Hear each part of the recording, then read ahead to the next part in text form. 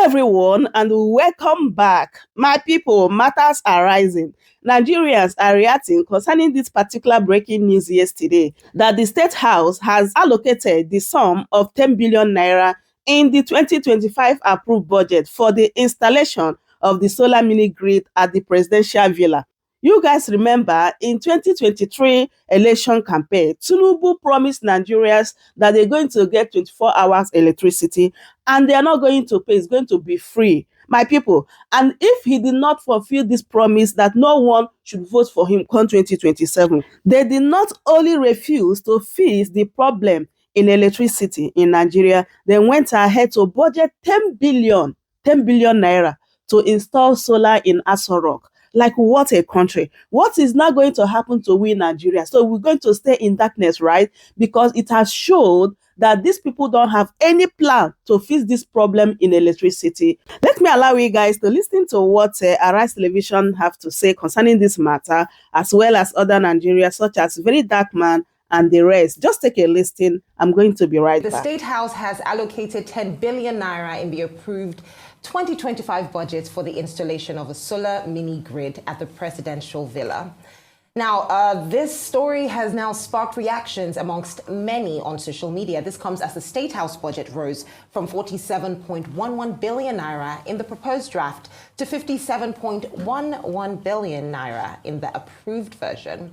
The 10 billion naira increase was traced to a rise in capital expenditure, which grew from 33.55 billion to 43.55 billion. A breakdown shows the entire addition was earmarked for the project titled Solarization of the Villa with solar mini-grids. Now, the move is aimed at cutting reliance on the national grid and cushioning the impact of rising electricity tariffs on government operations. We have a look at some reactions to this story as well. This tweet from Cool Ustaz says, 10 billion for a solar mini-grid at the presidential villa. This is beyond excessive. It's an insult to the millions of Nigeria who are suffering without basic electricity, clean water, or decent healthcare. Under TINUBU'S government, we're watching billions being spent to power luxury while the average Nigerian lives in blackouts. What happened to accountability? What happened to prioritizing the masses? This isn't governance, it's greed with the budget line.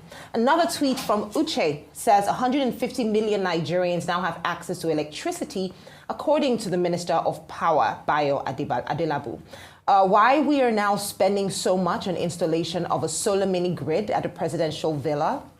By isolating the presidential villa from the entire Nigerians, that means there is a problem. Now, we often see situations like this when something happens at the presidential villa or a certain amount of money is earmarked to build a new infrastructure or buy a new plane. For the people, it still boils down to the standard of living. How do you juxtapose these expenses with the standard of living of the people? Does it add up in any way, shape, or form? Then, I'd like it to, just reel this in quickly. Okay, well, 10 billion for a solar mini grid. Let's talk numbers. So yesterday it was revealed that the banks, I believe the banks have made over 40 trillion from interest, collecting from the increased interest rates from the manufacturing sector specifically.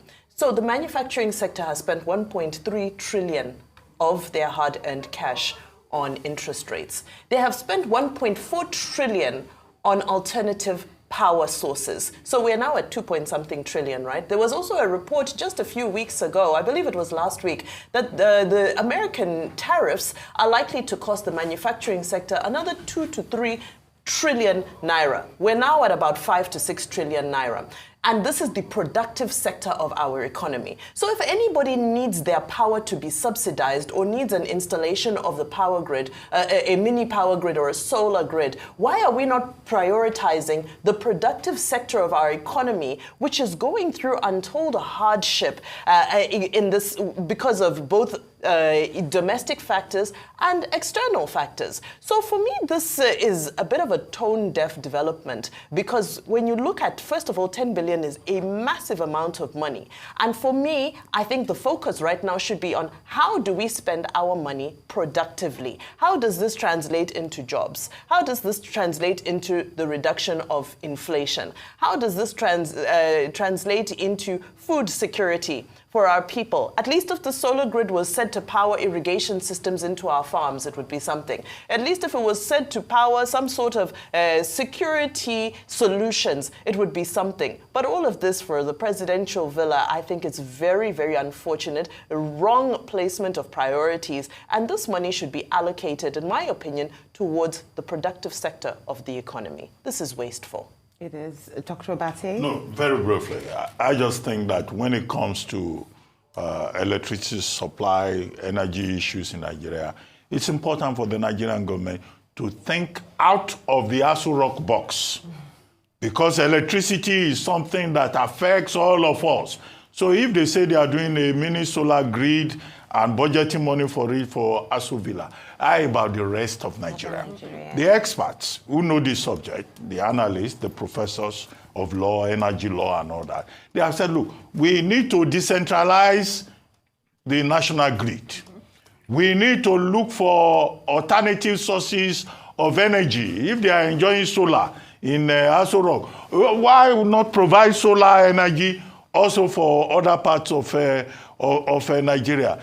3, the DISCOs and the GENCOs are saying that they are going to go on strike because they are being owed over 4 trillion naira. Even at a point, Aso Villa was a debtor to the GENCOs, to the DISCOs, and they had to arrange to pay. Government institutions have not paid for their electricity bills. These are dimensions of the problem. The comfort of the current occupants of Aso Villa should not be the main priority. They should think in providing, in addressing the energy issues of Nigeria out of the Aso Villa box.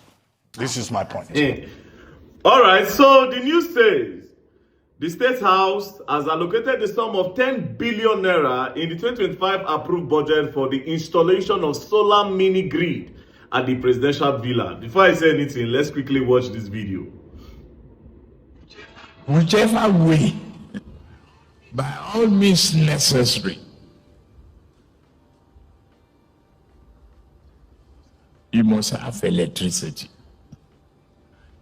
and you will not pay for estimated bill anymore.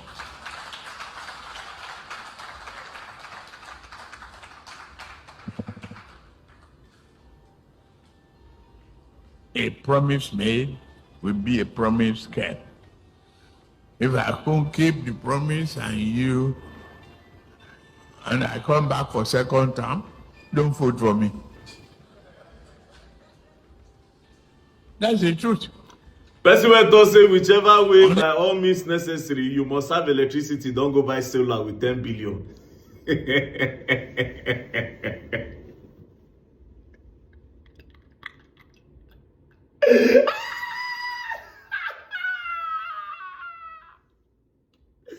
Oh boy, APC will never cease to amaze me. You see this TINUBU regime, they don't go cease, they don't get shame. Like they have no shame, bro. Whichever way, by all means necessary, you must have electricity and you will not pay. You don't go buy solar now to power presidential villa. No shame. No shame. You know the shameless thing that this government do, especially the presidency, is to leave Nigeria. I always sit down to understand why the president must do this. You go leave Nigeria, go outside country, go treat yourself. Do you know it will make more sense if they say President Bola Ahmed Tinubu flew in his doctors to Nigeria to come and treat him, than when they say the president is going to France or any other part of the world to go and treat himself. It's an embarrassment to Nigeria. Meanwhile, Nigerian doctors are leaving Nigeria every day to go and become best doctors in England, to go and become best doctors in America. If American doctors decide to leave outside country today, say they won't go, the medical institution for the US and the UK will collapse. And our own president, they go outside. You know why? Because there's no welfare for doctors. There's no welfare for them. So anytime I see news say the president is leaving Nigeria, I always ask myself, like, does these people don't have shame? A whole country like Nigeria, bro. Anyways, let's go back to light. So what encouragement are you giving to the people if you as a president don't use 10 billion naira, bro, take buy solar? Where are you people buying the solar from? Who is supplying you people this solar? Do you understand? I want to challenge you people now. Don't give me 10 billion. 10 billion is too much. I will bring solar for you. And we'll do it for, give us 5 billion. Give me 5 billion. Hold me like this, we go sign agreement. Let me do solar. I don't talk below here. 10 billion to put solar for presidential villa. Now, if you want roof, maybe you want even roof view Abuja safe. Maybe you want roof view Abuja. 10 billion to do solar. That's even a shit. Oh God. They don't get you want to think this matter, this will not going to be shame. Best way promised. Anyways, you heard what he said. That if he does not give us electricity in 3 years, I mean his first year, that we should not vote him for 2027. So this one it will automatically scatter his bid. So just in case I start to the campaign against President Bola Ahmed Tinubu, it's not coming from a place of campaign or partisan or political this, no. It is coming from a point of what he said. It is a promise. He said, if he does not give us power in the next years, when he's in power, now we should not vote him again in 2027. So we'll go follow what he talk. May God help us. We don't learn, and we don't learn the hard way. Don't play. Why do you think the president is approving solar installation in Villa? It is a lot of message here for me and you. And I have some questions as well as some discussions that I'm going to have with you. But I want you to open your mind and listen. Don't just go. Some people listen with their anus or whatever. Don't go and be writing rubbish in my comment section when you do not listen to my video. Where are the people that we are preaching Muslim ticket? Where are they? This is the time to defend their ticket. The tickets that they preached, where are they? Where are the people that I know? By the time Tinubu was contesting, I was in the university, and I know some Yoruba professors that were actively saying that it is our time. Emilokan, I don't know how to pronounce it. It is our time. Professors of knowledge preaching that it is our time. There was no any really promise that this is what we are going to do for the masses, but it is our time. It is our time. While some scholars in the north were propagating Muslim ticket. So it is time for them to speak up. It is time for them to speak up. Now, there is something that El-Rufai said then. El-Rufai said something that time. Okay? He said that politics, you have to first win the election. First, winning election, right? What does that mean? The combination of Muslim was not just because they want to Islamize Nigeria or they want to, it is because they just want to win election. And that is the perfect combination that can win them election at that time. Why am I bringing this?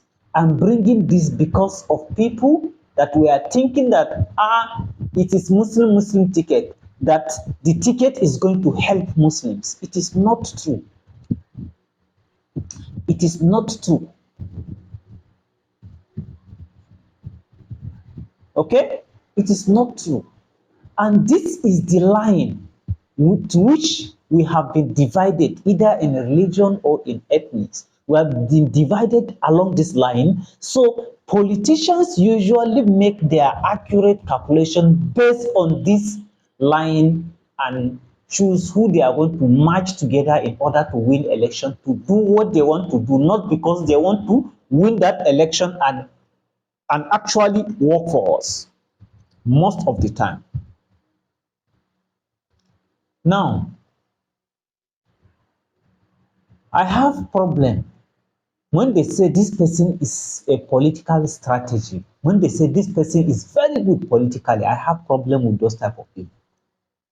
Most often is because these people know how to manipulate their way into power, not because they know how to deliver on their promises. It is just that these people are smart and they know how to get there, they know how to play around with the surfaces of what they will do for the masses. Not deeply, really, they are going to do the work, but they know how to play around and get the election and win the election. I have problem with people like that.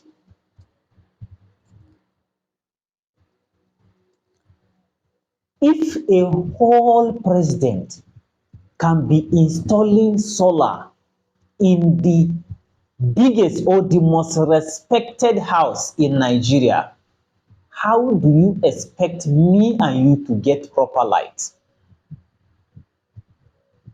How do you expect me and you to get proper light?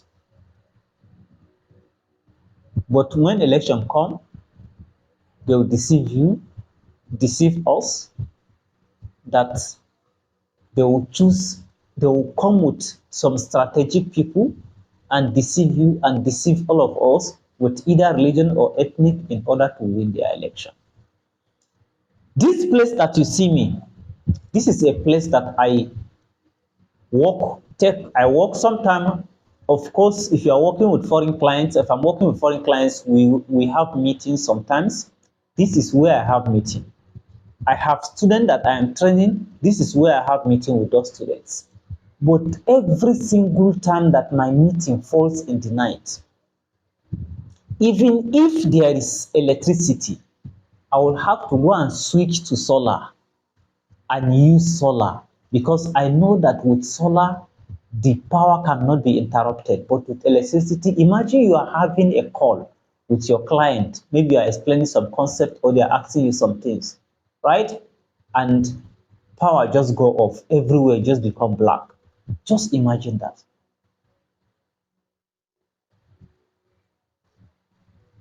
A whole president, 10 billion naira for solar, when people are dying of hunger, as in there are too many things to do for Nigerians. Like I used to say, that if one single president should come and solve two basic problems for us in Nigeria, we are going to press that president for a long time. Electricity problem and road problem. Ensure there is road network everywhere. Ensure there is electricity everywhere. We are going to press that president for a very long time. Why? Because if you solve electricity problem very well, a lot of businesses will get things easier, and they are going to production businesses are going to be more effective in Nigeria. A lot of companies will come up again. A lot. Investors from other places will automatically come and start their companies because there is electricity. When there is proper road network, raw materials from villages will be easily transported to cities, and some of the products from cities can be easily transferred to villages, and this network of communication will make industries, companies to work more efficiently. And the third one is security of lives and properties. These three things rather than two. If any problem can solve these three things, you don't need to campaign for second time. We will vote you. But just look at a scenario where the whole president abandoned.